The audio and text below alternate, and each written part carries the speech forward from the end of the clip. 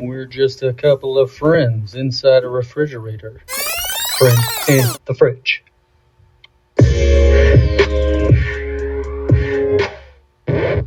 Fridge Friends Podcast. Fun when there's like a new person, you're like, just put it like on your mouth. Right on it. I talk so quiet on stage that You I have do. to like keep the mic really close to me. I had to like Miles Matthews. Did you watch him Friday night? I didn't. No, I so was on good. a different show. Oh, okay, gotcha. Yeah. He did so good, and it was like the first time I saw him put the mic like really close to his mouth, and it was like game changing. Perfect. Yeah, like yeah, Like, do that everyone all the can hear time. you. Yeah, I had it was actually the first time I ever did improv. It was Oh like, shit! Is that the was that kind of like the interview style one they do at Watson's? No. Okay. It was at Watson's though. Gotcha. It was Improv Insanity, I think, is the group that was doing it.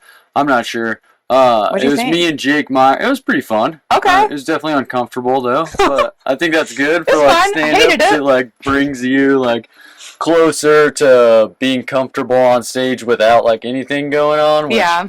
I'm big into the joke writing thing, so like I don't rip a lot. I don't do a lot of crowd work, and I've been trying to get better at that. So I'm like, Right. yeah, I'll do an improv thing. It was me and Jake Myers, and then two improvisers. Okay. I guess. Improv dudes. Yeah, and Do you know who the improv people were?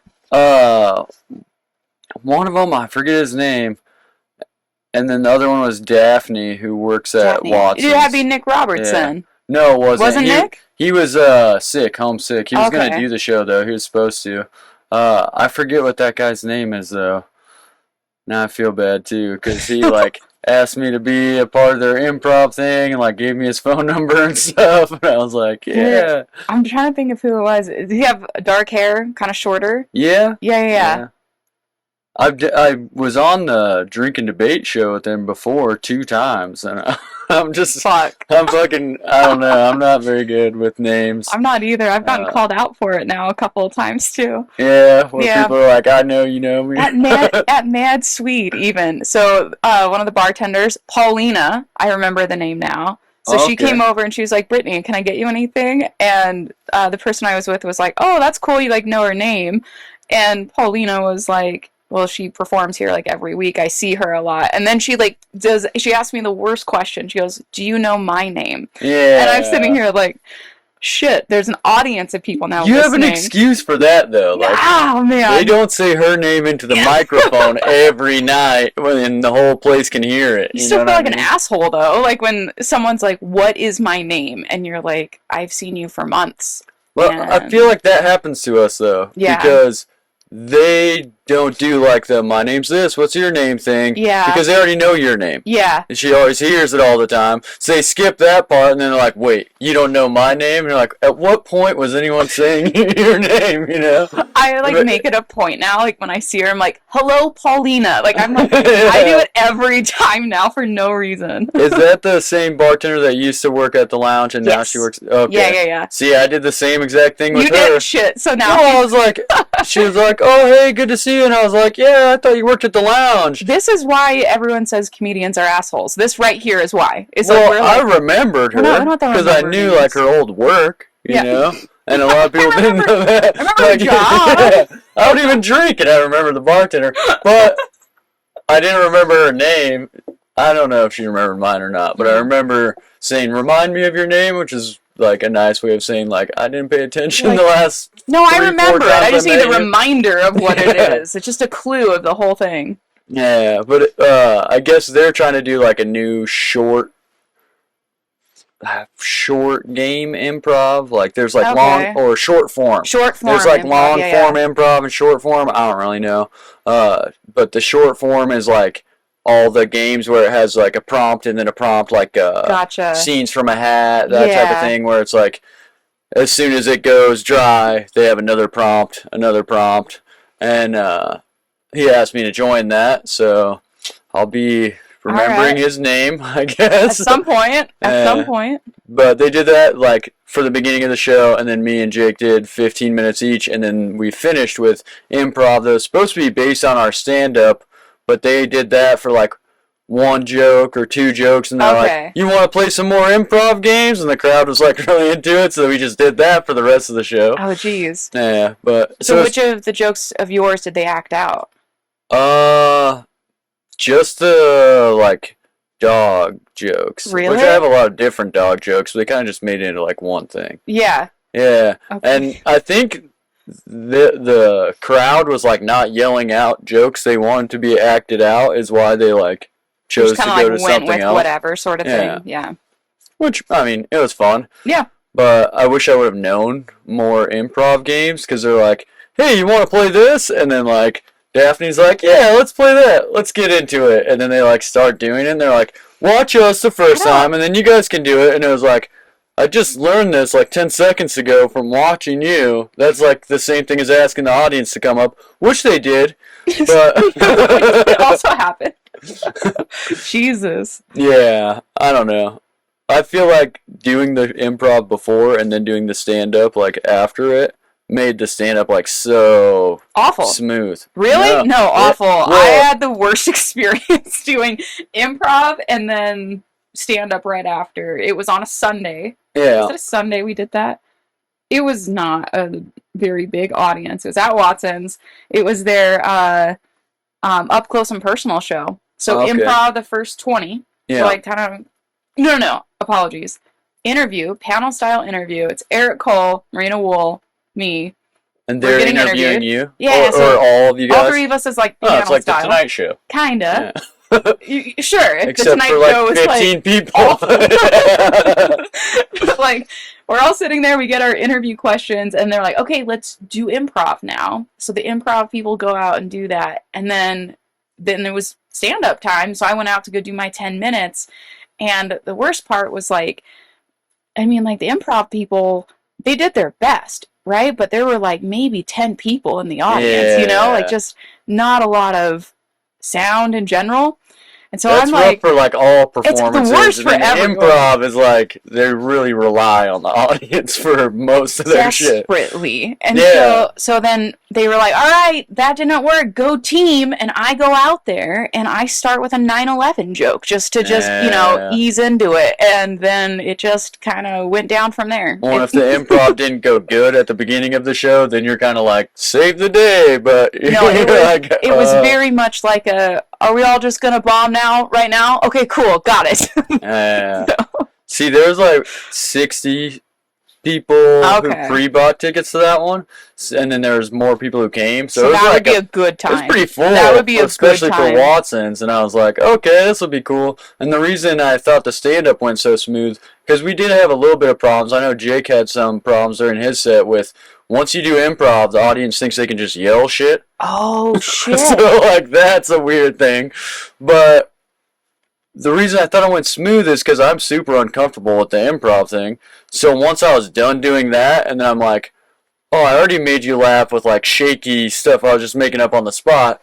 This is my hits, you know? Sure. So I felt, like, way more comfortable. I've seen you off the cuff, and I swear some of your stuff that's off the cuff is just as good, if not sometimes better than your written. I've seen it hit a few times where I'm like, okay, dude, like, some of your stuff, the stars align perfectly, and I've seen really solid. I super appreciate that. And I'm really solid. Usually pretty good about coming up with, like, an opener joke off the cuff, and it goes good a lot of the time. Burns. I feel like there's some people who are like really good at burns. You are one of them. I love roast comedy too. Like every time I've done that, I had a blast. Oh, I bet. Yeah, that would be a blast. The only downside to that is when people like get offended or take it too personally, and you're like, I was just trying to like get laughs. Like I don't hate you and everything you're about. That was just for fun. I don't know that I've seen someone get offended yet, or. Oh, I was a part of a roast where someone left in the middle of the... A comic left? Yeah. Oh, shit. Yeah. Damn. I mean, it was kind of a rough situation to begin with, because it was like teams. It was me versus Jake Myers, the Jake-Off. The Jake-Off? Yeah. Okay. And then Reese was on my team, and they used to be married. Gotcha. So that was like a weird dynamic, but... They talked about it, we talked about it, they like went out to lunch and we're like, alright, we're not going to make jokes about any of this stuff that's off the table. I see. We're just going to have fun, which is cool. but somebody else who was on Jake's team was like had a past history with like being roommates with Reese or something, and they kind of took a low blow at her, and then she like went for the gold, and then he was like, that was really fucked up. I can't like that his retort to it was like, that was really fucked up, really personal. I can't believe you did that. And I'm like, nobody except them knew what was going on, which makes it really awkward. Like the other comics didn't even know what they were talking about. And then she was like, yeah, you're right, I fucked up, and then just left. And I was like, oh damn. Like Shit. After the show I found out what it was about and everything and was like, I kind of get it now. But just so you guys know, no one else thought what you guys were thinking like during that. I was going to say, like, you could like make stuff up. Like, I'm going to be on Yeti's roast eventually. I don't know who he is, but like the fun part is that doesn't matter. Yeah. For sure. You can, some of the best roast stuff is just like appearance based or like their personality. Yeah, or whatever. you don't need to go behind enemy lines to get material. Yeah, well, and that's what made this one weird is because it was like there was topics too. Yeah. Where they're like, all right, make fun of this and go. And it was like I would start the mic and Jake would start the mic and then you could have people come like tag you in or whatever. Okay. Which is a cool dynamic. That's kind of fun. But all the topics weren't like, look at what he's wearing or like how, you know, he has a beard or whatever, you know, appearance stuff. They were all like personal stuff, like who's a worse husband? Who's a... So it got like really personal right away. And I like tell all my shit in my stand up. You know what I mean? So I had already done stand up before that, so the crowd already knew a bunch of stuff about me. And then they kind of got tired of that being repeated. You can also like tell right away when someone's on stage and they just don't have any fucks to give too. Yeah. And so like I feel like you're kind of that way. And usually that makes it so it's like everything's fair game because I don't actually care about this. Like this is just fun at this point. Well, that's especially open mics. Like, why are you going if you're not gonna have fun? Like it's fucking so humiliating to not at least have fun. No, I think for me personally, I think everything should be on the table for roasts at least. Like I feel like don't go to one. I think if you don't want to have anything come up, don't agree to be on. But once you're there, it's you gotta have a thick skin. You gotta be able to, but that also gives you permission to like dish it out, whatever you want to say. Dish it right back out. Like I don't know, it'll be fun. Yeah, I've did roast comedy 3 times. That one time against Jake. Mm-hmm. Then there was like an impromptu one that I did on LJ's birthday. Oh, fun! Where it was like me and LJ roasting each other. And then I did Jeremy Nelson. I don't know if you remember him. I remember him. Yeah. Yeah, when he moved away, they did it also impromptu style roast at like the Monday Mad Swede. Right on. That's cool. Yeah, I think he left right about when I was like just kind of starting out, basically. Oh, okay. Yeah. So you haven't been doing comedy that long at all? No. Wow. Like I haven't hit a year yet. Wow, that's super impressive. I mean, your stage presence and like confidence is super good, and then of course everyone's a fan of your joke writing. Thank you. Yeah, no, I mean all of it is an act, obviously. Yeah. But like it's a lot of fun. But I had a really good time. I was basically just lurking at Idaho's Best last year, just kind of like watching everyone and like kind of seeing like what is in the scene at that competition. Yeah, and Jeremy Nelson's his joke with like shrooms and all that, like that whole bit is just so solid. He's just like super good at doing like a story. Yeah, it doesn't sound like it's material at all. Yeah, and just laughs come rolling in it without you knowing where they're supposed to come, where the punchlines are or anything. It just sounds like a dude talking to you. Yeah, who's really hilarious. Like, he was really good that way. I have a hard time not making my jokes sound like jokes and like doing story. Like if I do a story, then I have to like fill it with jokes. I don't really tell a lot of stories that are just funny on their own. I don't think traditional storytelling is that funny. Like, I know a lot of people, like, honestly, like, most of, like, the best, like, storytelling comics, I get bored listening to them. Like, I really do. I think it's just, like, a preference thing, too. Yeah, I like a lot of storyteller comedians, but it's, like, only, like, ones who've been doing it 10 plus years. Sure. Super good at it, you know.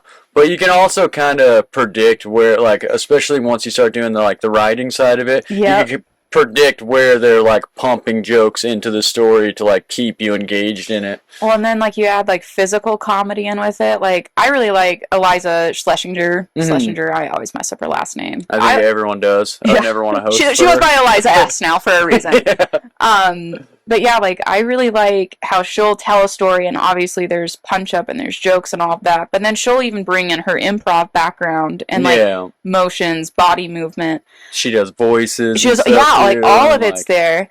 And I think she's incredibly talented. But for me personally, like it all feels like so much effort. Whereas you have someone that's like Sam Morrill who can just stand and hold a microphone and say the funniest thing. And that's all that's needed because the words are enough. Yeah, their styles are dramatically different though. Like I don't think I've ever heard Morrill do a story. No. Yeah. I don't think so. Not really. Besides, like, so on the way here, the other day, growing up type story, but it's usually like a minute or less or something. Yeah. I try and keep my jokes to about a minute or less too. See, I lean into that pretty hard myself as far as like keeping the bits really short. Yep. Sometimes I have a couple chunks that are like 5 minutes. Like if I'm gonna do this, the whole thing's 5 minutes.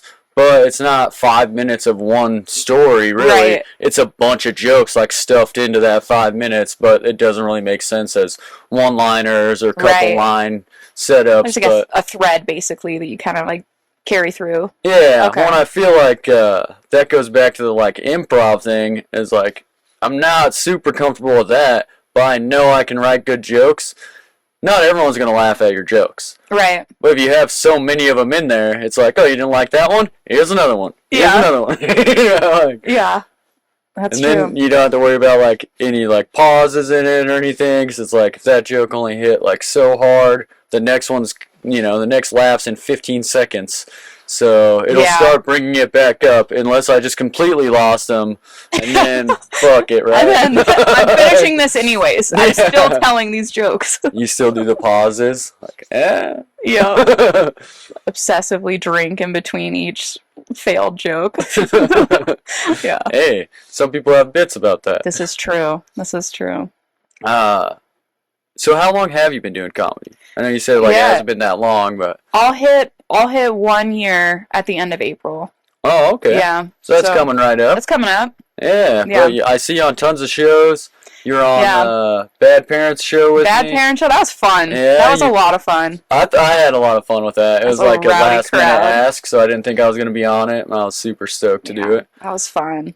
And then mom jokes, and you were just like recently semi-finalist in Comic of the Year, right? I didn't make it to the Comic of the Year one. I won Meridian's Funniest competition, and then I made it to round 2 of that was Comic the one at Volume 1, right? Yeah. Oh, okay. Yeah, so I won that one, but did round 2 of Comic of the Year. And I was so fucking pissed. I really thought that, like, I'll just do all dark jokes, and this is going to work great. And it just didn't. I was going to say, I knew you were on the Comic of the Year thing. Yeah. I got knocked out the very first round. That was a tough one. It was solid lineups every single night, though, is the thing. Like, getting beat by anyone at that point is, like, fine. Oh, yeah. Like, walking into it, I was like, I could pick 7 comedians I think are funny. Right. So, I'm excited to see how it turns out with the Final Four, too. Yeah, that's going to be wild. That'll be fun. Let's see. So it was Jack Wheeler, Chris Sharma, Miles. Greg Sisko, and Miles Matthews. That's right. Yeah. That's going to be a great show. I'd love to see Miles make it through. It really... I know I'm biased because ex-Mormon and all of that, but his ex-Mormon bit that he did Friday was amazing. So I went to that comedian game night thing, but I missed everyone's set on Friday for that because I was at the improv thing. Gotcha. But everyone was talking about that Mormon bit, and I was like, I have never even seen him do it. Was it new for the competition? I've heard him do pieces of it before, like just broken up. Yeah. But hearing it all together was like really awesome. Yeah. He's going to be on the Jack Mormon show too, so I'm going to be doing that one for Crystal as well. Sweet. So it'll be sweet. Yeah, that'll be a super fun show. Mormon jokes do really well in Idaho. There's like a shit ton of Mormons or people that know Mormons or ex-Mormons and like... And I think I've read so many different articles too where it's like this generation right now, like that's one still in high school or starting to like raise kids of their own. We're the most like non-denominational, non-religious generation in like several different generations. Oh, like, for sure. Go back, like, this is the most prolifically non-religious generation ever. Mm-hmm. And a lot of it comes from religious trauma. Like, yeah. there's people from... Well, and access to information. Yeah, I mean, internet. There's the internet. Wait a minute, dinosaurs. This timeline doesn't really add up. Like. How the fuck did Jesus turn it into wine, though? I just need to know. But, like, yeah, like, I think people can relate to just the craziness of religion, regardless of how it goes. And so... like, all of my religious jokes, they're Mormon to start with, and then I'll tweak them to just Christian or Catholic or whatever people are laughing at the most, and we'll just shit on that religion for the night, and we'll but you have change the it up. personal experience with Mormonism, so that you can draw from that. Just put all that right into a Jack Mormon show. Were you raised Mormon, like, your whole life? Yeah, so, like, in terms of, like, what, like, how conservative I was, and this is 100% true.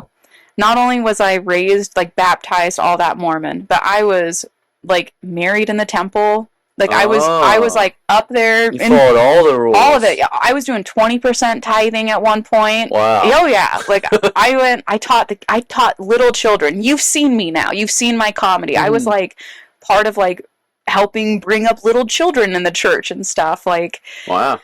I was very, very, very Mormon. The most. Out of, like, so conservative. Did you, like, watch the conference things twice a year and everything? Absolutely. Oh, yeah. Oh, wow. I didn't watch a rated R movie until I was in my 20s. I didn't have any alcohol until I was, like, intentionally, I've been accidentally gifted, like, alcohol and stuff growing up because I always looked older. But, yeah, no, I was, like, wildly conservative. That's crazy. Yeah. Yeah. No caffeine? That too? Almost never. Yeah, almost never. Like very, very conservative. That's wild. I lived with a Mormon family for like a little under a year when I was in foster care. Okay. And they were like super Mormon, magic underwear, the whole thing, you know. That must have been wild. Yeah, it was super weird. It was super weird. Did they try like getting you to like convert and stuff too? So that they're like legally not allowed to. But there was like a wink, wink, nudge, nudge. Oh, for sure. Like they can't say like you have to be our religion, but they're like we'll going hug to you church, if you go to church and you today. have to come with us. We will hug you if you want. But they still took us to like all the stuff, like, and made us watch conference and like go every Sunday and every Wednesday night to like youth group on Wednesdays and then church on Sundays and everything, because they can't like force you to be a different religion legally, but they're your parents temporarily, so you have to do whatever they say and like go wherever they want you to go and stuff. So Jesus, yeah, it was it was fun. That is Did you experience like a lot of the like readings of like Book of Mormon and stuff? Like, so you've heard? I read the Book of Mormon. They made you read it. They didn't make me read it. I'm like fascinated with religion. I actually have Book of Mormon up there and like the Pearl of Great Price, bunch of different Bibles. Okay. Not just like specifically like Christian based faiths though. Like all of them. I consider myself ominist, which is like I believe there's truth and good knowledge to be found in all religions, but also that none of them are like, this is exactly how it is, and this is the keys to heaven. If you do enough shrooms, you'll end up there. So. It's like, I know that there's like power in all wisdom, basically. Okay. And religions have good wisdom to it, but it's also like watered down with all these crazy rules that people made to like keep get their pussy people. And power. Yeah. Well, most of the time it's the sex. It's in almost almost every religion. They're like, hey, do all this stuff, but also I get 8 wives. Or join my cult, but everyone gets to have sex with me. Correct. Yeah. Those are the tenets of religion. You have to first establish how you're getting laid, then how you treat people, and then what you can eat. So if you can do those 3 things, you can start a religion. Well, it sounds easier than I thought before. Done. Yeah. Easy. What are your eating restrictions? How are you getting laid?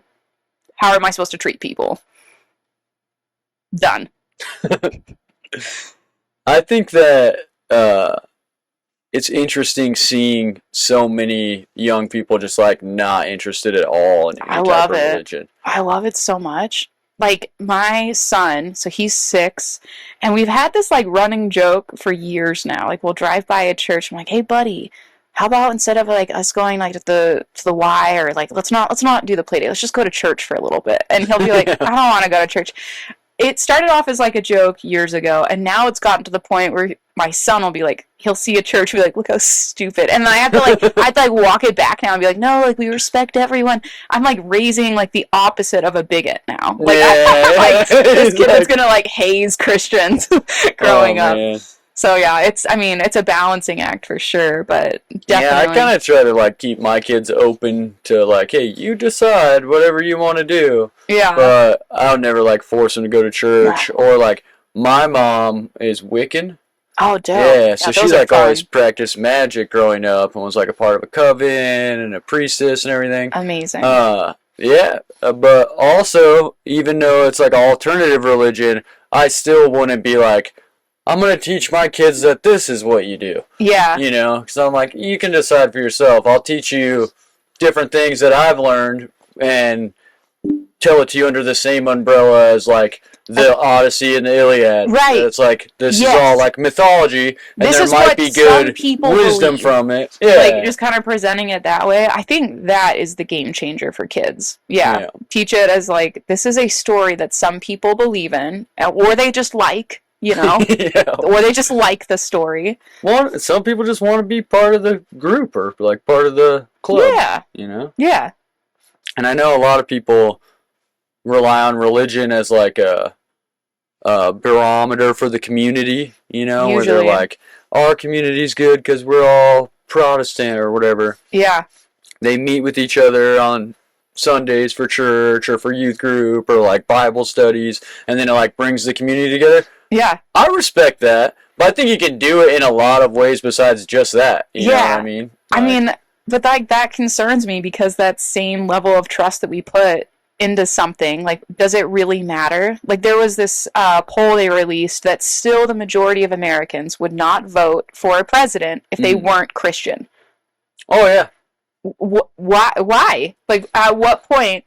I think a lot of people are like afraid, especially the older people are afraid of like a godless society. Yeah. And they blame all the negative things of the youth on them not having religion. Where they're like, Jesus could save all of you people from fentanyl overdoses if you just went to church every Sunday. It's true. It's like, that would fix the crisis. I don't know. I think it'd have a lot of other crises. Yeah, no, it would. Like, I just have no hope for that. Like, that, if it's still, even now, a majority still, like, we just need so many more old people to die. Yeah, there's a majority. Yeah. I agree with you there on more old people dying. I mean, it'll free up lanes on the freeway and everything. I'm hoping for this next COVID variant, man. I'm fingers fucking crossed. The majority of people, though, I think are older than younger. Yeah, they are. And then you can't really poll, like, a 3-year-old and be like, what's your thoughts on Jesus? Well, I could, but I'm still allowed within, like, school districts and stuff. Yeah. So I think it just depends. Yeah. Yeah. Gosh. So, I'm trying to think the next show that you've got coming up. I feel like I saw your name on a lineup. Are you on the tattoo? Or the tattoo one just happened, right? Yeah, I just did that one. It was at Volume 1 also. How was that? It was fun. It was a lot of fun. I'm super into tattoos and artwork and stuff, so it was like cool to have a mixture of like two things I love in one show. How'd they incorporate tattoos into it, or did you talk about tattoos? I did, yeah. And some other people made jokes about it too. But a main like selling point of that show being the tattoo show was that, similar to how the service industry show is, they like advertised it at all the tattoo shops and to people who like do tattoos or get tattoos, and then instead of like our headshots, they just did pictures of our tattoos. That's cool. And they let us pick what one, and then they put the posters up at all the tattoo shops. One of my friends who's a tattoo artist like hit me up and he's like, so I saw your poster for the comedy show, like, congrats on that. It's like, but why did you pick that tattoo? I was like, what one did you do? My fingers. Hell yeah. It's super shitty because I did these myself. You did? Yeah. How old are you? 20, I think. Okay. Yeah. All right. Well, and at first I've kind of changed them a little bit over time because I didn't used to have 2 rows, so maybe like 20 and then like 22 or 23. I have a lot of shitty tattoos. What row did you start with? Here, so on your knuckles. The letters. You start with letters. Yeah. Absolutely, you did. Or no, I didn't. I started with the symbols. The symbols, yeah. That's interesting. The very first hand tattoo that I did was just this diamond on my ring finger. Were you dating someone at that point?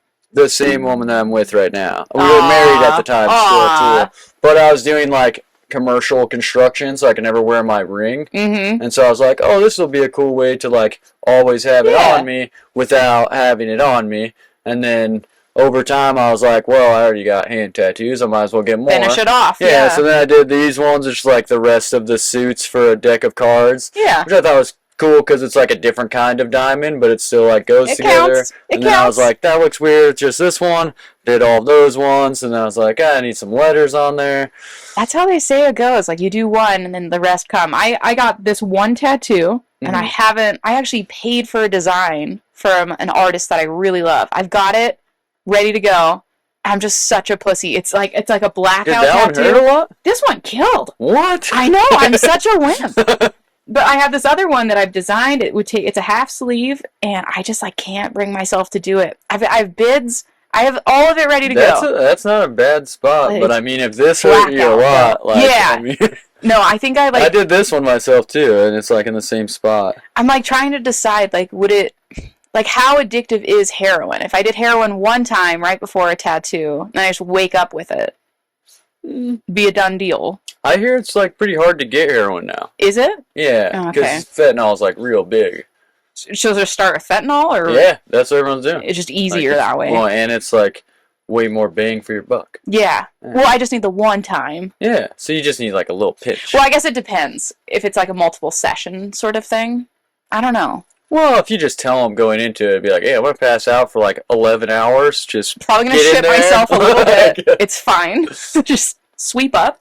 They do like numbing cream too for tattoos. I did do the numbing cream on this. On that one? I'm so surprised by that tiny ass tattoo. But dude, it's like right on the bone, and like or whatever that is, tendon. I have a tattoo on my head. Do you really? Yeah. Oh Jesus. Yeah, it's a bullet hole. You tattooed a bullet hole to your head. Yeah, not myself. I didn't do that one myself. Well, that's I got over the doing tattoos myself, except this one I did like a memorial for my friend. That's kind of cool. In my early 20s, I was like, I'm really good at drawing, and I was like, oh, I'll be a tattoo artist, but I don't want to go like get an apprenticeship because I have to work for free. Instead, I'll just tattoo the shit out of myself and like my friends and do garage tattoos. And I did that for a little while, and I was like, I should probably have somebody teach me how to do this if I'm going to do any more. And then I like went a long time without doing it, and over that time, my career in construction was like pretty good. Yeah. Started making more money, and then I kind of just like leaned into that more. And that makes sense. Maybe one day I'll get back into tattooing, I mean, but you say it's now like all my nice tattoos someone else did, so I feel like I don't want to like fuck up the streak, you know? Or just like tell people like I did most of my tattoos myself, and then just like let them see and judge themselves. That's my excuse for my legs, because I did them all on my legs, and like so most people don't see them a lot, and then in the summer I'm like wearing shorts, so like what the fuck? I'm like, yeah, it's like 22 with a eBay kit, you know? Jesus. Fun times though. Yeah, I bet. Grandma May told me that you did like a design of a poster for him, and it didn't work out, but the design was great. I also heard that you are like, that's what you do for work. Is it graphic design? I'm self-employed. I'm a web designer, and I'm a marketing specialist. So like people will pay me and be like, what should I do to make my online presence better? Mm-hmm. And I just tell them. Like I quit my job at the start of 2021. I've been working for marketing agencies for years, and quit that. The same type of thing, like personal marketing for like social media. Social media, web design, like anything that has to do with getting your website and brand out there. I've been working in that industry basically. Oh, okay. So yeah, like Graham hitting me up for a little like poster design or whatever. Like, okay, sure, let's whip something up really quick. And then like, dude, the guy, I gave him one job. I'm like, all you have to do, export this thing.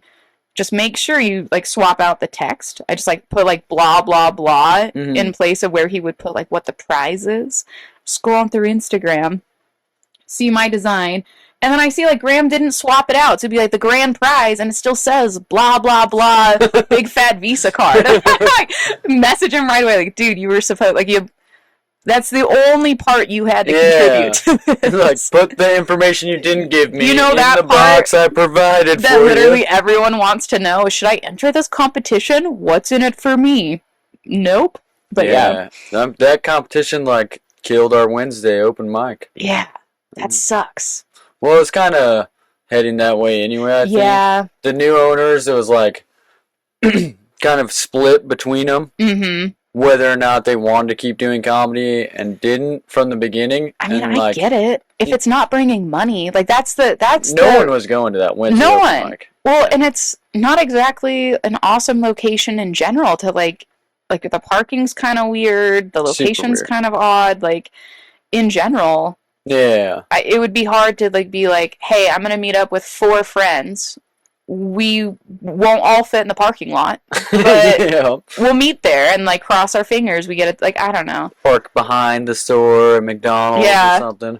I love that place because it's the first place I ever did comedy. Oh, that's cool. Yeah. Okay. And like it used to be on Saturday nights, right before the late night one. Oh, so a little twofer. You could like double dip. Yeah. And I don't know. I really liked it a lot.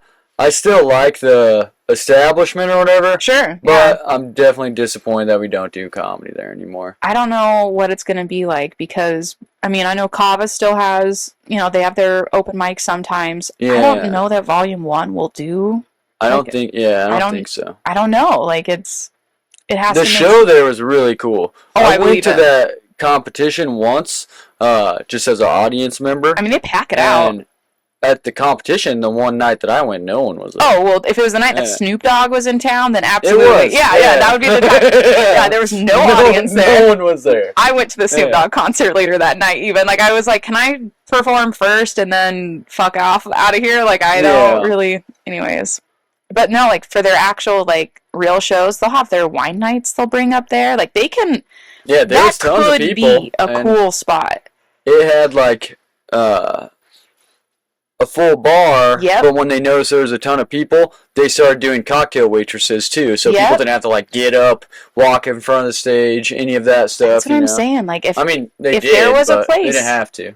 If there was a place in town that was like, no, we're gonna do comedy every single night, like.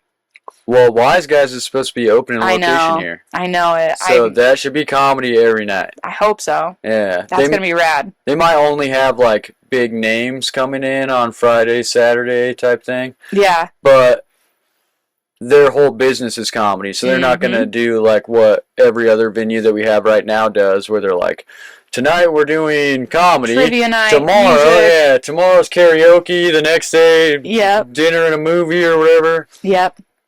I'm really hopeful. I think that's like a game changer because, I mean, for a long time I was thinking that the only way to make Boise work for comedy would be to literally get your experience here and then move. Yeah. Like, get out after however many years you need to kind of get your set. A few people have succeeded by doing that too. Yep. Yeah.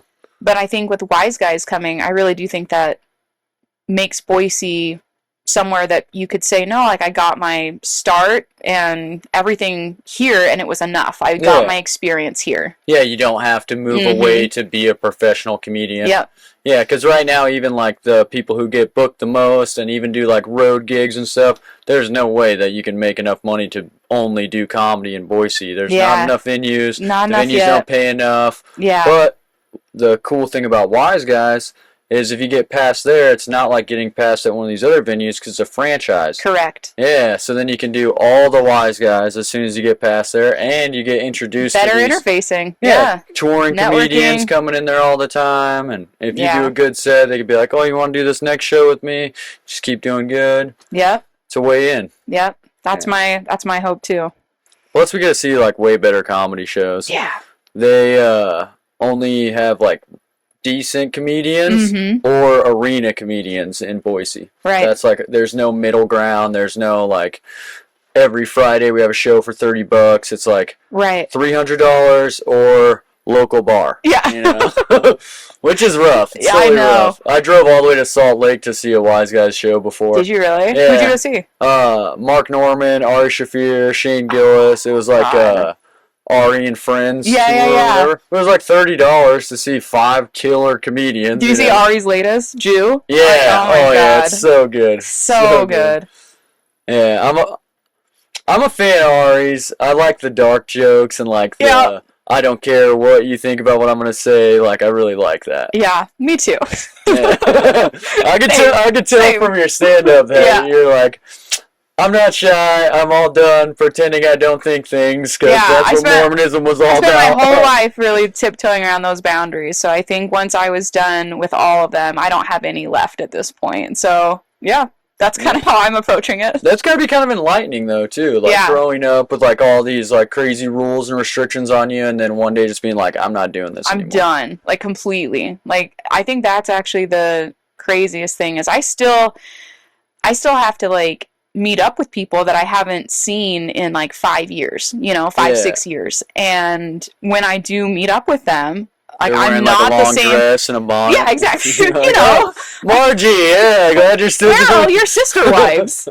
But no, like, I'll meet up with people, and you know, we'll grab, you know, a hot cocoa because they don't drink coffee. Hot cocoa. But it's like 45 years old. You know, I'll be like, so what's new? And like, well, I've had like 4 more kids, and I'm like, that's amazing. They're like, well, what's new with you? And I'm like, well, I'm gay now, and I do comedy, and I don't live where I used to, and I don't work for the same companies I used to. Like everything's new. Everything's new to me. All of the things are new. So, like, it's really like funny, because to me it hasn't felt fast. It hasn't felt like I have done anything fast. It's always felt so like slow and like rebuilding my belief system and all of that. But then when you meet people that haven't been part of that process, they haven't really been close with you, you realize like, oh fuck, like it has been a very busy year. Like, got it. Well, do you think that you had like slowly built that up though over time, or was it just kind of like an immediate I'm done? Well, for sure. So like the way that they'll describe this anytime you have what's called like a faith crisis is you have like this like shelf that you've been putting things on your whole life, right? So you're just like stacking these like books and these heavy things on this shelf going, I'll deal with this cognitive dissonance bullshit at some point, but not right now.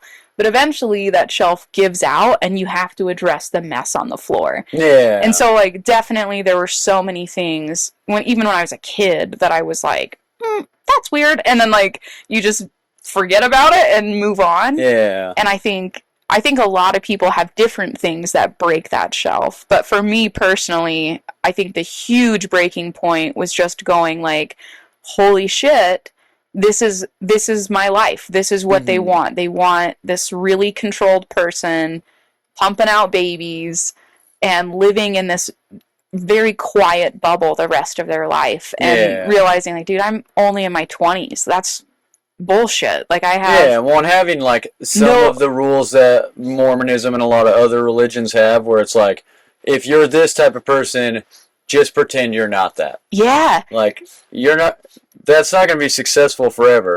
Right? It either leads to, like, crazy depression, suicide, or just, like, this surreal life where you feel like you're playing the part of someone else all the time. And you're keeping yourself a secret all the time. Exactly. It's exactly that. And then the other reality was, like, realizing I'm sitting here in this church, I've got my newborn son in my arms, and this like old lady was like, how amazing, like you did all of the things and you know exactly what the rest of your life is going to look like.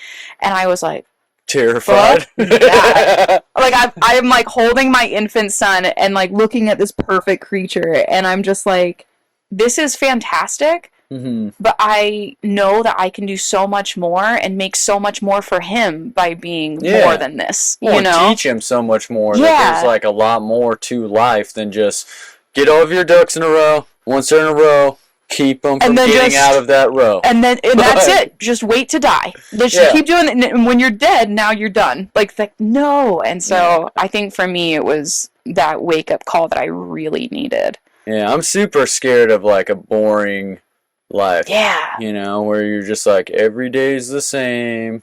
Yeah. And the most exciting thing is like your favorite program on TV or a sports team or something. Like, I like that stuff, sure, but if that's like the highlight of my week, like, what do I have to live for? Exactly. Know?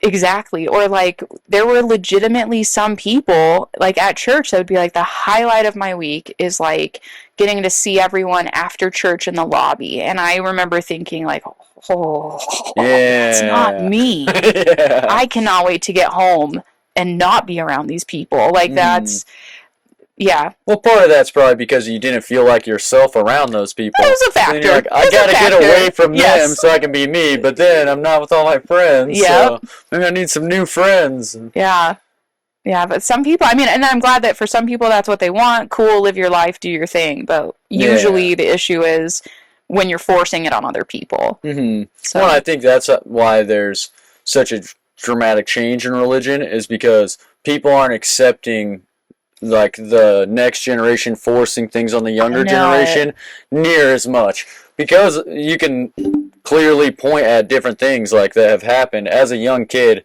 you know way more than we knew as young kids. Yeah. And you can be like, look, I didn't just hear this from a kid at school. Here's all my references of like why this is bullshit. Seriously. And why so many like evil people have came out of this system. And I think that probably has a toll on it too, where it's like, how much can you take of like crazy sinister things being done from the leaders of the church before you're like, this is more of a cult. Yep, this doesn't feel good anymore. Yeah. So I don't know, I think there's a lot to it though. Like I was saying, I'm ominous, so I think that there's like good truths to like all different religions, but you have to read that book for yourself. Yeah. You should also read all different manuscripts, and then they all kind of point to a similar idea. Oh, yeah. And then that's where you get the knowledge from. You don't go, oh, I didn't eat pork all my life, so I'm good. Sold. Done. Like, heaven immediately. Yeah. Yeah. But I hang out outside abortion clinics and yell at people who are making like the hardest decision of their life. Jesus loves that. Yeah. Like, it's his favorite. Yeah, I don't think they read the book. They just had somebody else tell them what it said. Seriously. Yeah. Yeah, there's a guy that stands on the corner of Meridian Road and, what is that one? I think Eustick or something. Yeah, Meridian and Eustick. And there's this guy, almost every day, if it's good weather, he's got his little sign out there. Mm-hmm. And it just says, like, abortion is murder. There's not an abortion clinic there. There's no... Just that guy? Yeah, he's just at an intersection. And I literally have a sign ready to go in my office at home. And all it says is, signs don't matter. And as soon as I see him again, I'm just going to have that ready to stand next to him. That's the best part of being self-employed. Like, I do whatever the fuck I want to do. You got a lot of freedom. Yeah, I got a lot of freedom. Plus, you probably designed an immaculate sign. It's not that pretty. It's just big, nice, thick letters is all it is. It'll get the job done, right? Yeah, that's all you need. Effective marketing. But yeah, I don't understand that when people have to impose their beliefs on others. Yeah. Well, especially because like a lot of the doctrines that those religions are based on is not that. Yeah. It's like, don't judge people. Here we are judging everyone. Yeah. Don't hate people. Here we are hating everyone, you know? I think that's why I do so many bits, basically that kind of like tear people down that are in those positions. Like a lot of my jokes deal with like kind of poking fun at the people that usually poke fun at others. Yeah. It's like a fun way of like sticking it to bullies, I guess, or whatever. Definitely. That's like, it's like enjoyable for me. Like my heart is so happy saying horrible things about horrible people. Like it's healing, I think. Yeah, absolutely. Yeah. That's another reason why I like dark jokes and stuff like that a lot, is because I feel like if I can make you laugh at something that no one's made you laugh at before, then I did the best job you can do in comedy. 100%. You know, if I'm like 100%. Especially if it's something you had like personal trauma with. Yes. You know, and then it's always been like a dark cloud in your life or something, and then you're like, whoa, like this person went through that or something similar or worse or whatever. and they're joking about it to like a crowd of people, why am I always like ashamed of this? Yeah. And then like in my head, from that moment on, they're just like, oh, I'm so happy now. Probably not. But at least it like opens the door to them being like, oh, this doesn't just have to be a bad thing all the time. I like to think that they try and like share like what we say with other people. Have you ever like heard someone like completely butcher someone else's joke, like an audience member? That's my favorite, when I get to like hear them. Like, did you hear when they said this? And I'm like, finish it and fuck it up, please. But yeah, like I think that's the thing, is they get to go and like share that comedy helped. It's not even that they're gonna remember the joke perfectly for themselves, but they'll teach other people that like laughing at something was nice. It felt good. Well, and I feel like as a comedy fan growing up, I got a lot of that. Yeah. I'm like, oh, look at like what this guy said, and then you like bring it to all your friends and like talk to them about it, or like funny movies. You're always like saying quotes from them. Always. And stuff. Is because you're able to like share that one thing that was like the happiest part of your week with everyone, and it's not gonna hit the same. No. You know? But even just a little sliver of it is like enough. Yep. I saw this meme that was like, back in our day, we didn't have memes. We just like quoted the Chappelle Show at each other. Like, that's that was definitely scratching our neck. Like, Chappelle Show is in its like height when I was in the 7th grade. Yeah. Okay. Yeah, so it was like the perfect shit ever. I was watching it every day, and then like that was like all the jokes in school were about that. Yeah. So my parents, they were not like.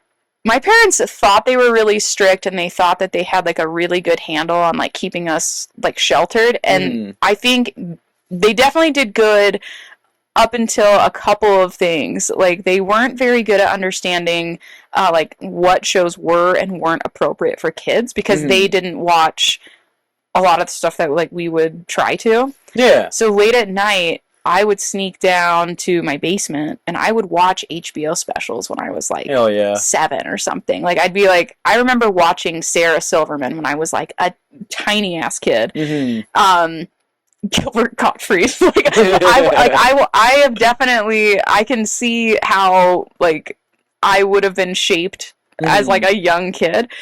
But, like, that was my favorite thing, is, like, sneaking down and, like, just watching really incredible comedy. Yeah. But well, it also probably felt, like, bad because you have, like, this restrictive lifestyle, and then you're, like, sneaking, and you're hearing these people who live a completely different life talk about that life, and you're, like, in wonderment of it. Pre-internet, like, I was so good at finding, like, stuff I shouldn't. Like, I found out that my elementary school library carried Chris Rock's book. Like, his book was called Rock This. Yeah.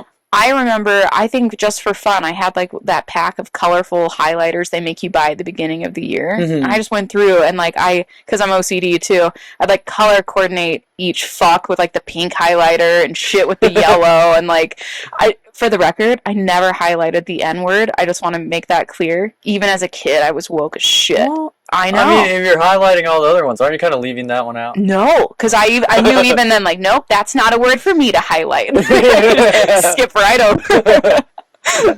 But yeah, that's gonna be rough in Chris Rock's old stuff, too. Yeah, no, all of his stuff even. Well, yeah, I mean, the 90s stuff is, like, more like a rap. As opposed to, like, nowadays it's peppered in there, but it's not like Donnell Rawlings where it's like every single line. Jesus. But yeah, like it was always there. You just had to look for it and like act like it was innocent. Like, what? This was just in the library. Like, yeah. So you were drawn to like Chris Rock's book at a young age, but you didn't start comedy until just recently. Yeah. Were you always like a big fan of comedy? Huge fan of comedy. I've been writing, so in the different agency gigs that I've had, I've helped write comedy scripts. I've helped write like social media campaigns. Like freelancing? Well, like for my real job, like what I went to school for and everything. Like, comedy has very much always been part of what I've done. But I didn't actually think I was able to do stand-up comedy because I, first of all, wouldn't want to be seen in a bar. That was the first thing I was like, could never do that. But then after I left the church, it was kind of like that world opened, and I did have like jokes that I've been writing for years, and just in a little folder on my phone. didn't consider doing anything with it until in the middle of the pandemic, and I was like, I wonder if I could do stand-up comedy. I wonder if I would be good at it. And took a shot last year just to see. The pandemic's when I decided to do stand-up comedy too. I started after the pandemic as well. Mm-hmm. But my thing was that I didn't realize that open mics were a thing. Oh, really? You know? Like, I knew there's open mics, but I didn't realize that, like, open mic comedy was a way to, like, get booked on shows. Yeah. And you could actually, like, do comedy that way. And, like, Kill Tony podcast was my first introduction to, like, people getting success from open micing. And I was like, what? I definitely want to do this. Like, I can write jokes. I know I could be funny, especially for 1 minute. Like, I'm going to do this show. And then, so, before I turned 30, I want to do the Kill Tony show. I was like, I'm going to do that for my birthday or whatever. And then I started thinking, well, a lot of people will bomb on that show really bad. And they're like, it was my first time. I'm like, I don't want my first time. You don't want to go in looking dumb? To be on, you know, like, the first time I do comedy in front of Vulcan Gas Company, you know? Seriously. So I started practicing a little bit, and then I was like, I'll see if Boise has any, like, local open mics, and then I can practice at one of those, and then I'll know, like, from real people if this is good or, like, what I should work on. And then I did my first open mic at Craft Brewers. I did pretty good, especially for, like, my very first time. Okay. And the people there were like, oh, there's this big open mic tonight at the Mad Swede, the late night Saturday one. They're like, you have to go to that. And back then they did a competition every Saturday. They were doing that for a while. Yeah. I don't know why they stopped. Yeah, why did they? Yeah, I don't know. They're like, maybe the host got greedy. Yeah, maybe they didn't like how one bucket would like fill up with tips and then theirs was empty. Or it just like takes extra time. No, I remember. Because I won one of those Saturday night ones. Riff like 1 minute, just one, whatever. Yeah. So my very first time I got to do that. Like, was my second time doing comedy, but the first night, because I went and did it at Craft Brewers. Yeah. I did it there. I got to do the bucket thing, and I was like, oh, this is sweet, you know? And I had, like all this energy I'm going to get my dreams in, like, 3 weeks. I'll just kill every time. Yeah. Not the case. No. Yeah. But, I also fell in love with the idea that I could, like, keep doing it. Like, all the ones they had here. And then I started doing that a little bit. And I had some personal stuff go on in my family. Some people pass away. And so I didn't end up going that December to Texas to do Kill Tony. Oh, gotcha. And I also got booked for a show in November, even though I started in September. And then after I did that one, I started getting booked for more stuff. And I was like, my new goal is to have like 10 minutes and then 15 minutes. And then like narrow that down to like an even better, you know, tighter, cleaner set. And then I just kind of changed my goals over time. Cleaner comedy or just like a tight set, you mean? Yeah, I mean like not a lot of filler stuff. Like my first set. When did you want to do clean comedy? I can never do clean comedy. It doesn't work. I'm like, wait, pause. Like I'm a Jim Gaffigan fan, but that's not me. No. At all. And it would be super fake if I was trying to be that guy. That would feel so weird. Like, but I just wanted, like, my very first show was 15 minutes, and it was a month after I started doing comedy, and I maybe had 5 minutes, and I was like, yeah, give me that show. And then I'm, like, pretty smart, can memorize stuff, so it wasn't a hard time getting 15 minutes of shit to say. Right. But it wasn't good. Like, 10 minutes of those jokes I'd never do now, for sure. And I will never do them again, you know? For sure. I hate watching that, like, video from that show, too. I'm like, what were you thinking? Like, there's a part in it where I was doing, like, a marching thing from the Marine Corps and, like, all this wild shit. I'm like, why did you think that would work? And, like, I'm barely getting laughs. But at the time, I was like, I'm doing it. This is a real show. People bought tickets. And I'm like, people bought tickets to see you do that. Like, what the fuck is wrong with you? I mean, people pay more money for worse things, though. I mean, that can't be that bad. I saw that at the improv show. Yeah, exactly. Shit. God. But it just changed my goals, you know? Yeah. I'm like, all right, I need a perfect 15 minutes that can be undeniable. You know, like, I could do it at any bar or club or anything in any location and it's still going to do well. So I'm still working on just like tighter jokes. Mm-hmm. And then now I have like the goal of having a solid 30 minutes because I have over 30 minutes of material that I've like tried out at open mics, but getting into like a cohesive set. Yeah. I don't want my first 30-minute set to be the same as my first 15-minute set. Because Right. now I know. Yep. You know, I can't be like, oh, I'm new at this. If I do like like 15 minutes of gold and then 15 minutes that I obviously made up that month and didn't practice, Yep. then it's going to look bad all around. And now I know also that like if you do good at every show you're booked on, that person will always book you again. Yep. And then it just keeps like kind of building and building from there. Yeah. I mean, so I started in April last year, and I didn't start coming to open mics until like that April. Like that's when I did, but I came in ready, so I had 10 minutes ready to go when I did my very first open mic. Before you started a 3-minute set, you already had written 10. I had already written 10, and yeah, so like I think after my second open mic, Haley was like, "Do you want to do comic of the month next month?" And I was like, "You've got to be fucking kidding me." And I like legitimately had a panic attack. I was up against Parker Cron, Brett Haney, I think Jen Chastain was on there. Oh, okay. I think, yeah. And then me.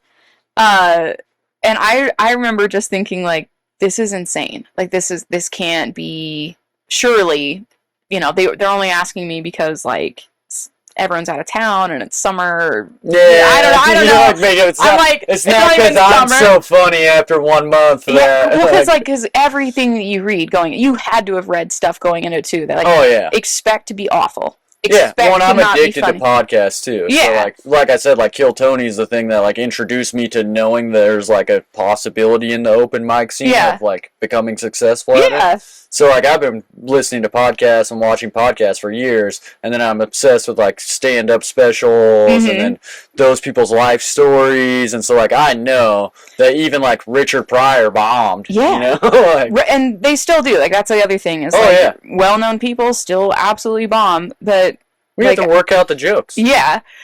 And so like here I was thinking like there's a fluke in the system. Like there's just something off. But I kept getting booked after that too. And I think what it boils down to is like I work at comedy really, really hard. Every night I spend, I'd say at least an hour writing or tweaking or like messing with a joke that I've worked on a couple of times. I'd say at least an hour just in writing. And every night, yeah. Wow. And sometimes more than that even. Like I'll go back and like I'll re-listen to like recordings and like be like, okay, I lost the crowd here, I need to tweak this. Yeah. But like the work definitely shows. I work really hard. And people that don't do the work, that definitely shows. You can see it and you can feel it. Like when they get up on stage, when it's like I treat anytime I'm on stage, whether it's an open mic or a show, like I'm there for a job. Like my job at that point is like these people are paying me to entertain them, and I'm here to perform a service. Yeah. And so I'm going to work my ass off. I'm going to present what I've been working really hard for. And I get that some comics don't do, like, I'm blown away by it. A lot of comics don't do that. Like, they get up and they kind of almost... Like, I write all my jokes on stage. Yeah. Like, how's that working out for you? Or the ones that'll get on stage and they almost like they'll act offended that the audience isn't on board. Like, that's why are you guys laughing? Too. That is fun. And it's like, it's because you didn't do your job well enough. Like, the reason why they're not laughing is you messed something up. That at the end of the day, there was something that you could have fixed that you didn't. Yeah, and there's different things about the audience, but like an undeniable bit works on every audience. Correct. It will. And that's why some of my bits I don't do anymore. Yeah. But like, that's the part. Like, I don't think I will ever be someone that will get on stage and just be like, you know, What's next? You guys tell me something. What should I talk about? Like, I couldn't do that. Like that. I think the only reason you should be doing that is if it's like planning you into something else. Yeah. If you're like, do you want jokes about this or jokes about that? Like, I could see that. Choose your own if it's adventure. Like crowd work type stuff. But just like going up there, no idea what you're gonna do, and then they're gonna like make your whole set for you. It's like, that's not stand-up, that's improv. Yep. You know? And just tell them that you're playing a game where they tell you the funniest story in their life, and then you get all the laughs from it. Yep. Yeah. It'll be interesting to kind of see like how like crowd work and stuff like that will shape into like comics like us, because like dark jokes are really, I mean, you run such a risk with crowd work and dark material. There's like this crossover that like it can really put you in a weird spot. It can. I've recently been doing a like crowd worky thing at the beginning of one of my bits where I ask an audience member a question that I know no one's going to answer. Okay. And then I go, it's okay, you don't have to answer. That's like part of my joke. I already know that's the joke, right? But I've done it like 4 times or 5 times, and one time the person just starts answering it like, I don't give a shit. I'll tell you. And I'm like, whoa, dude. Like, I probably should have just embraced it though, but that's the like inexperience with like the improv and the riffing, where I'm like, maybe I could have made that funnier if I just had made that adjustment of like, let's hear what this guy has to say, let that be its own little laugh or whatever, or make an impromptu joke on that, and then continue my bit of what I was gonna say. Most of my stuff though, I'll script out like the crowd work part of it too, where I'm like, they're either going to say this or that, and then that leads me into this thing. You know? Or I'm only asking them this, so later on when I say this, I can go, I already know you guys like that, because you know. That's smart. Yeah. But it's kind of cheating. Like, but it works because they think you just made it up. But you definitely didn't, and I've done it like a bunch of times. I'm always nervous that somebody's going to be like, hey, you did that 2 days ago. You know? I don't know that. I feel like for the most part, when you kind of call someone out from stage, everyone flusters. Have you noticed, like, they struggle to even remember their name? Oh, yeah. Like, they're not wanting to be in the spotlight, no, for sure. Like, there's a natural advantage to having literal, like, you're above someone, literally on stage. You're literally talking down to them. You have this microphone. You're in this position, like, even as nervous as I get, full panic attacks, usually before a show. Oh, wow. Oh, yeah. But, like, that position of power going, like, I can make them think that I'm not nervous here, and I'll make that work to that advantage. Like, that, I think, is where, like, you carry a similar confidence on stage, too, though. Yeah. Like, well, I'm super nervous, though. Right. But, like, in the beginning, I had a few times where, like, I let my nervousness show more, and I'm like, after that, Mike, and listening to the recording of it and stuff, I'm like, I'm never letting that happen again. Yeah. Like, I'll never let them see that they made me nervous when I'm fucking telling my jokes, you know? That's the other thing with, like, material. Like, I've got this one joke I do on Amber Alerts. Like, the premise... I heard that one. Okay, so, like, the premise is, like, if you're in the shower, jerking off, looking at your phone, and then all of a sudden an Amber Alert comes on, what are you going to do?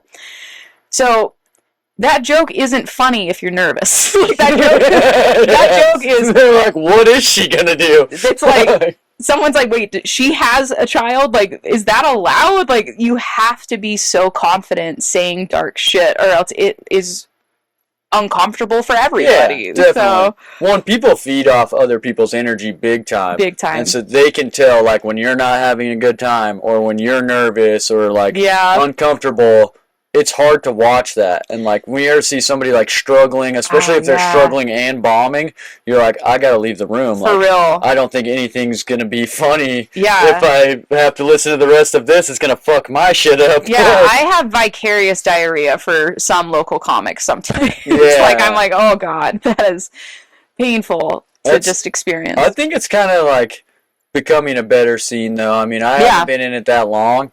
But the more new comics that do, like, super well coming into it, I feel like we've kind of, like, put the pressure on the ones who have been doing it a while. They're doing better than ever before because of that, because they're like, oh, now... There's game now. Yeah, you gotta play harder. Iron sharpens iron, to use a religious term. Yep. And then, the other thing is people that consistently don't do good don't want to be in that lineup of, like, when it's only 5 people out of 20 that are doing good, sure, be one of the 15. it's not as uncomfortable. But when it's 15 doing good and 5 bombing, it's real clear when you're the 5. 100%. And if that keeps happening to you, you stop coming. And I've seen a lot of people stop coming or do it less, you know. Mm-hmm. I think that pressure has like played a big role into that. I'm kind of hoping that like with the addition of Wise Guys in Boise, I'm hoping in the next couple of months, I kind of hope to see another reset hit as well, because I think one thing that the scene could use is another toppling of like tenure. I feel like a lot of times, and I've seen this with like other areas too that I've gone and done comedy, but when someone will start with, I've been doing it this many years. Yeah. And like, yes, that is a thing. Like anytime you've had a skill that you've been working on for a long time, that's impressive, right? However, I don't feel like it's always the thing you should lead with. I think it's like one of those things where like the tenure is something that's important if you also have the work that you're putting into it too. Yeah, it should be apparent in your work, I feel. In your work. Because the same thing is like when you're like, oh, this is my 3rd time. Or, oh, this is my 1st time. It's like you're saying that to get them to feel some type of way about your experience level and judge you based off of that and your set. Yeah. Instead of just your set, and then, you know, at the end, you're like, yeah, that was my 2nd time. Pretty good, huh? Yeah. Like, that's the confident way to do it. The passive-aggressive way is be like, this is my 2nd time. Go easy on me. Right. Or, I've been doing this 15 years, don't say shit. So if you don't like this, then it's your fault, not my fault. That's the one that I have an issue with. That's like, the one I have an issue with, because I'm like, well, then you should know better. Yeah. Then you should, so I've always been like kind of hesitant to tell people that I haven't been doing it long. Yeah, you can just not say anything. You can just choose not to talk about that. You can just do your material. That's always an option too. I've had a few people on the show that were like, I've talked to them about when they started doing comedy, and then they're like, oh, and when did you start doing comedy? And they like didn't believe that I started comedy in Boise only, and like didn't start somewhere else first and then move here, or that I'd only been doing it that long. And then they'd be like, how do you like network with all these people and like develop it and everything? And I'm like, I work really hard at it. Yep. And then if I do bad, that motivates me to work harder, not give up. I'm like, there's no worse feeling than being like, I bombed and that's 100% my fault. Yep. You know? That is a really tough situation. I would say I've bombed a lot. You have to, yeah. I've bombed a lot too. But like every single time I have, there's always something really good to learn from it. There's always something like, okay, I know what to try differently next time. Yeah. Well, and I want to keep that self-awareness too, where like I recognize this isn't a lot of laughs coming out the room, instead of being like, hey, I killed it, right, guys? You know, like, I see a lot of that, and I'm like, what are you talking about, you know? It's always fun, too, when it's, like, a topic that, like, I think it's hilarious. Like, it's just so funny to me, and I'll giggle at it to myself. And then, like, realizing that what is funny to me, I'm like, oh, no, I'm fucked up still. No, I know, I know that. I just needed that reminder that, like, sometimes there are still inside thoughts that I need to keep. Or just, you know, as you develop and become, like, better and better, find a funnier way of putting it. Yeah. It's like, I have a bit I was doing for a while about my stepdad trying to kill my mom and then shooting himself in the head. Is this like an Eminem album or something? Like, I feel like this should be. It should. It should be. But no, it's a true story. Okay. And then I tried to make that funny. Yeah. It wasn't going over that great. And I tried a couple different, like, versions of it, and I got one that was, like, pretty good, but it was still, like, half the crowd would be like, what the fuck are you talking about, dude? And then I'd get groans and stuff. And eventually I decided, I'm not going to do that bit until I can, like, be good enough as a comedian to make it funny for everyone. Yeah. Not for, like, the comics in the back row that are all fucked up. I know. Or the, you know, weird guy in the corner who comes to every open mic for whatever reason. You know? Yeah. Probably because he has mental problems. Probably, you know? this feels like family. Which is why he's laughing at like a murder-suicide joke. Yes. Yeah. So, I think that with time, like, given time, we'll get better at making, like, even darker stuff. I know. Yeah, I've got... which is the real fun of it. Oh, yeah. I've got a bunch that I'm working on right now that's basically another lineup of dark stuff. I want another solid 10 minutes of just dark jokes. I do a lot of writing, and whenever I try to, like, not write dark jokes, I always end up writing a bunch of stuff that I'm like, this isn't going to be funny. This isn't going to be funny. And I never use it for stand-up. And then at some point, I'll be getting bored with that and think of some fucked up shit. And be like, this is funny, though. And then end up using it all the time. And I'm like, you can never write clean comedy. I tried so hard. A quick shout out to Leslie Being. So I went to one of her writing groups with the intention of, like, I'm going to write a clean joke. This is at the kava place. I'm going to drink some kava while I'm at it. Like, I'm going to get in the right headspace. I'm sitting there. I'm listening to their jokes.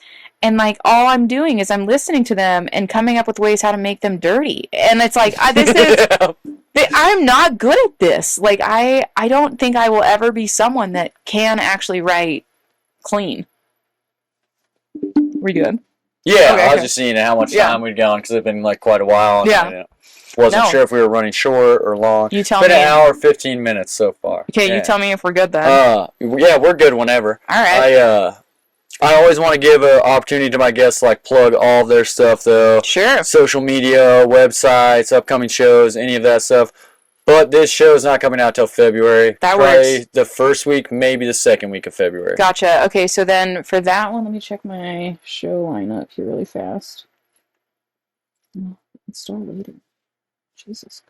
And in the meantime, make sure that if you're watching this on YouTube, you hit the subscribe button. I have way more listeners than subscribers. Just log into the fucking account. It doesn't take that long to log into your YouTube account. Hit the subscribe button. It's a free way to help out the podcast. If you want to see my upcoming shows or links to my social media, jakeamartin.com. And in February, I'll be on the Riff Show, produced by Tyler Wolf at Mad Sweet Downtown. Awesome. I'll be on that show too. Yeah. Be riffing. I'm going to be on Femme Fatale right after that. That's February 11th. And then... Also Mad Sweet? Also Mad Sweet. Yeah. And I think after that will be the April Fool's show. April 1st, I'm going to be dressing in full clown attire as well. Another Crystal Moore one? Another Crystal Moore one. That'll be a lot of fun. Yeah, I'm excited. Have you seen her do her clown stuff before? Oh, yeah. Super funny. Yep. I'm excited. She said that she's going to help me out with my clown makeup, so she should get Miles on that show. I think he is going to be on that one. Hell yeah. Hell yeah. He said that he's worn, like, full clown makeup before. Yeah. And he has that, like, super strong clown bit. He's got a strong clown bit. Yeah, it'll be perfect. Yeah. It'll be perfect. That'll be sweet. And then if people want to, like, follow you on social media or see... Brittany.haha on Instagram. Okay. My website's brittanyhaha.com. I always put all my shows there as well, so you can just click to it. And yeah, that's basically it. Awesome.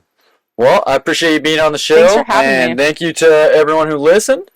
And we will be having a great lineup of guests coming in, and we'll definitely be having Brittany Hargis again. Fuck yeah. Thanks, man. Yeah, thank you. Have a great night, everybody.